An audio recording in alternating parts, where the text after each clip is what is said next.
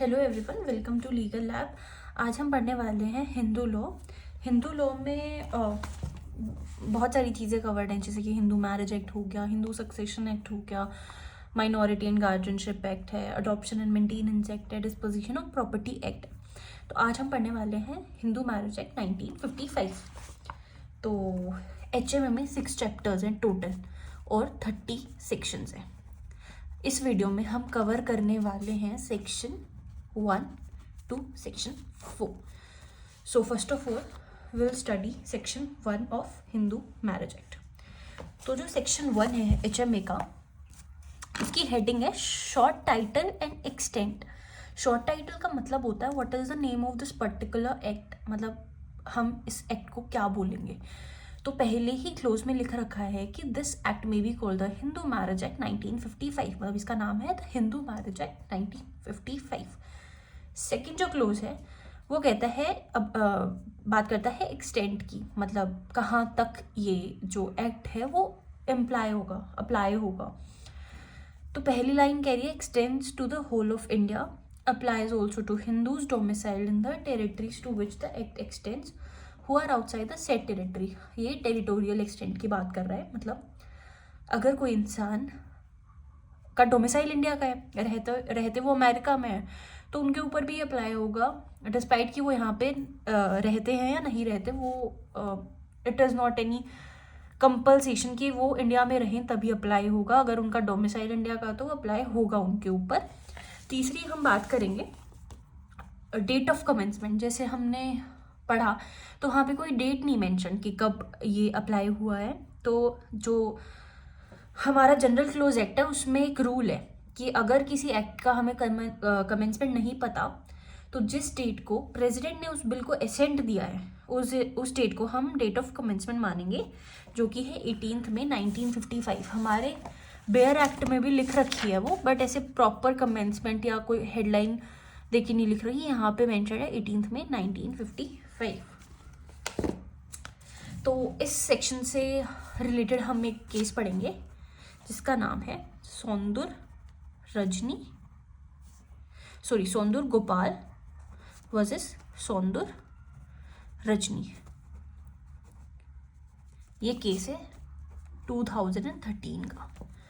तो both of them are husband and wife, Indian है, India में उनकी शादी हुई। उसके बाद ये चले गए स्वीडन, तो वहाँ पे इन्होंने वहाँ की सिटीजनशिप ले ली। फिर ड्यू टू सम रीज़न वो स्वीडन नहीं रुके, वो ऑस्ट्रेलिया चले गए। तो they wanted to file a divorce, और जो ये सोंदूर गोपाल है जो कि हस्बैंड है, वो चाहते थे कि इंडिया में हम केस ना फाइल करके ऑस्ट्रेलिया में करें, बट ये जो वाइफ है सोंदूर रजनी वो चाहती थी कि हम इंडिया में केस करें। तो ये जो वाइफ है ये आर्ग्यू करती है कि जैसे हमारी जो स्वीडन की सिटीजनशिप गई तो हमारा जो इंडिया का जो डोमिसाइल है वो रिवाइव हो गया, जिसकी वजह से ये इंडिया में ट्रायल होना चाहिए इसका। और सुप्रीम कोर्ट ने भी वाइफ के फेवर में ही बोला कि हाँ, मतलब अगर तुम्हारा डोमिसाइल इंडिया का है तो इंडिया में ही ये केस का ट्रायल होगा। सेकंड है सेक्शन 2 ऑफ HMA।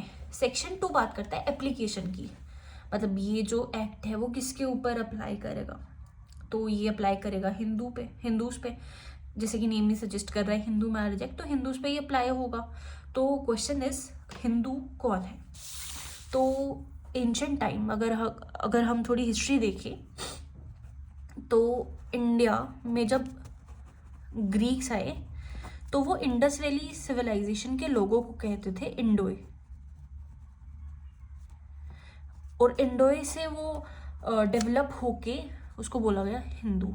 तो हिंदू उनको कहा जाता था जो इस इंडस वैली सिविलाइजेशन में जो लोग रहते थे उनको हम हिंदू कहते थे। बट लेटर ऑन इस हिंदू को हम रिलीजन से एसोसिएट करने लग गए। तो अब ये भी जानना बहुत ज़रूरी है कि हम हिंदू कहेंगे किसे। तो डेफिनेशन में बोला गया है या तो हिंदू बाय रिलीजन या a person who is not. तो हिंदू बाय रिलीजन में हम कंसिडर करेंगे लिंगायत्स को, मतलब जो शिव जी को मानते, कोई विष्णु भगवान को मानते हैं, हम उनको भी कंसिडर करेंगे, मतलब उनको भी हम हिंदूज बोलेंगे। फिर फॉलोवर्स ऑफ ब्रह्मो, प्रार्थना एंड आर्य समाज, जो इनके भी फॉलोवर्स हैं, हम उनको भी हिंदू कहेंगे। जैसे जो राधा स्वामीज हैं, सत्संगीज हैं, हम उनको भी हिंदूज में ही कंसिडर करेंगे। सेकेंड है अ पर्सन हु इज, मतलब या तो वो बुद्धिस्ट हैं, जैन है, सिख है, उनको हम हिंदू ही कंसिडर करेंगे, क्योंकि जो ये रिलीजन है, बुद्धिज़्म, जैनिज़्म, सिखिज़्म, तो इनकी बेसिक जो टीचिंग है वो बिल्कुल सेम है, मतलब जो बेसिक स्ट्रक्चर है दैट इज सिमिलर, तो इसीलिए हम उनको भी हिंदू में ही कंसिडर करेंगे। Third one is a person who is not, मतलब ये एक नेगेटिव डेफिनेशन है। अगर एक पर्सन है, वो मुस्लिम है, क्रिश्चियन है, पारसी है या जू है, तो इनको हम हिंदू कंसिडर नहीं करेंगे, क्योंकि इनकी जो प्रैक्टिसेस हैं वो डिफरेंट है हिंदुइज्म से, तो इनको हम हिंदू में कंसिडर नहीं करेंगे। तो अगली बात जो ये कहते हैं वो अबाउट, जैसे कोई चिल्ड्रन है ए, इनकी फादर है मुस्लिम, मदर है हिंदू, पर जो ये चाइल्ड हैं वो रेज किए गए हैं हिंदू ट्रेडिशन एंड कल्चर्स के अकॉर्डिंग, तो जो ये ए हैं वो हिंदू ही होंगे। फिर दूसरी बात कहता है अबाउट कन्वर्ट्स एंड रिकन्वर्ट्स। मान लो A was a Muslim, he turned into Hinduism, तो उनको हम हिंदू ही बोलेंगे। सेकंड बात कर रहे हैं ये अबाउट रिकन्वर्ट्स, मतलब ए पहले हिंदू थे, फिर वो इस्लाम में टर्न हो गए, और फिर इस्लाम से वो वापस हिंदुइज्म में आ गए, तो वो भी हम उनको भी हम हिंदू ही बोलेंगे। और लास्ट जो चीज़ हमें याद रखनी है वो कि ये जो HMA है वो अप्लाई नहीं करता है STs, मतलब शेड्यूल ट्राइब पे अप्लाई नहीं करेगा until it is notified by an gazetted officer. इसका भी हम एक केस लॉ देखेंगे जो कि है doctor Surajmani Stella Gurjar versus Durgacharan Hansda. तो ये भी हस्बैंड एंड वाइफ है। जो हस्बैंड है इन्होंने सेकेंड मैरिज कर ली, तो वाइफ ने कहा दिस इज इलीगल, क्योंकि IPC में भी बाइगेमी की पनिशमेंट है, HMA में भी मतलब आगे हम सेक्शन 5 पढ़ेंगे, उसमें वैलिड मैरिजेस के कुछ सेक्शन दिए गए हैं कि एक मतलब पर्सन की एक ही शादी हो रखी हो, दूसरी शादी नहीं कर सकते। तो इन्होंने कहा कि we belong to ST tribe और ये हम पे अप्लाई नहीं करता, तो सुप्रीम कोर्ट ने भी यही डिसीजन दिया कि ये पनिश नहीं किए जा सकते, क्योंकि एक तो पहली बात तो ये ST ट्राइब को बिलोंग करते हैं जहाँ पे ये अप्लाई नहीं होता, और दूसरा जो ये वाइफ है वो प्रूव भी नहीं कर पाई कि जो ये हस्बैंड है इनके यहाँ दूसरी शादी हो सकती है या नहीं हो सकती, मतलब इनके कल्चर या कस्टम में है या नहीं है। अब आते हैं सेक्शन 3 पे। तो सेक्शन 3 में बहुत सारी डेफिनेशंस दी गई हमें, जैसे कस्टम की डेफिनेशन है, डिस्ट्रिक्ट कोर्ट की है, फुल ब्लड की है, हाफ ब्लड की है, यूट्रीन ब्लड की है, प्रिस्क्राइब्ड सपेंडर रिलेशनशिप और डिग्री ऑफ प्रोहिबिटेड रिलेशनशिप। तो जो कस्टम्स है उसमें हमें 3 या 4 एसेंशियल हैं जो हमें याद रखने हैं। पहला है कि ये this should be practised from a long period of time. दूसरा बात करता है कि सर्टेन होने चाहिए। तीसरा कहता है अनरीजनेबल नहीं होने चाहिए। अगला कहता है पब्लिक पॉलिसी के अगेंस्ट नहीं होने चाहिए, मतलब कुछ भी मान लो इलीगल है वो हम ये नहीं कह सकते कि ये बहुत टाइम से फॉलो हो रहा है, फैमिली ने भी डिसकंटिन्यू नहीं किया तो हम इसे कस्टम समझेंगे, ऐसा नहीं है। और लास्ट है कि not discontinued by the family, मतलब एक कंटिन्यूएशन में चलना चाहिए, ऐसा नहीं है कि बीच में डिसकंटिन्यू हो गया और दोबारा हम फिर उस चीज़ को प्रैक्टिस कर रहे हैं। अगला बात करते हैं डिस्ट्रिक्ट कोर्ट।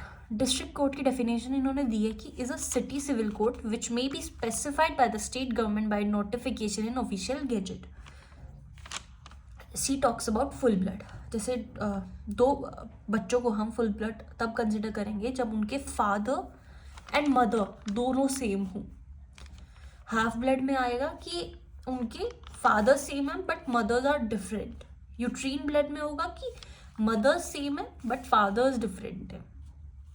प्रिस्क्राइब्ड की इन्होंने बहुत ईजी सी डेफिनेशन दी है कि means given in the rules of the act. फिर F talks about sapinda relationship, मतलब ये कहता है कि फादर की 5 जनरेशन और मदर की 3 जनरेशन आपस में शादी नहीं कर सकती, क्योंकि ये एक काइंड ऑफ क्लोज रिलेशनशिप हो गया।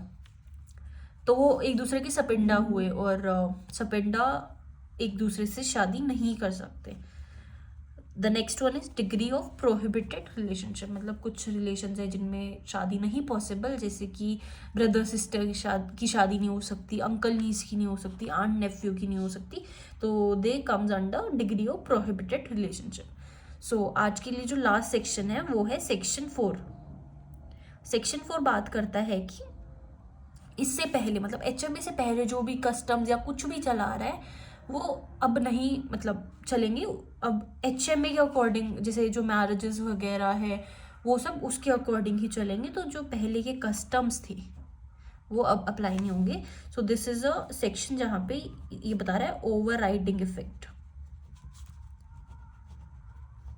So this was a for today, thank you for watching.